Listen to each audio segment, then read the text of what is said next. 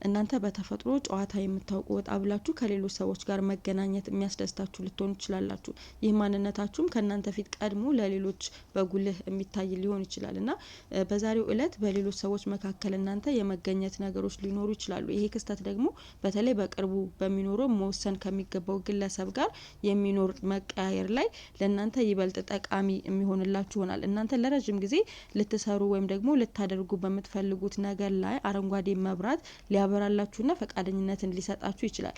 ይሄ ግለሰብ ስራ ቦታ ላይ ያለ ወይም ደግሞ ከቢዝነስ ጋር ተያያዥነት ያለው መልካም እድልን ሊያካትት ይችላል። ስለዚህ ሰዎችን የመሳብ የመማረክ ተሰጧችሁን ለመጠቀምና ይበልጥ በራሳችሁ ለመተማመን በተለይ ደግሞ ከላይ የጠቀስኳቸው ኳሊቲዎች እናንተ ውስጣችሁ እንዳሉ ሙሉ ለሙሉ በማመን ወደፊት የምትራመዱ ከሆነ ይሄ መልካም እድል ምን ማለት እንደሆነ ለማሳየት ጥረት ብታደርጉ የተሻለ ውጤት የምታገኙ ይሆናል ማለት ነው።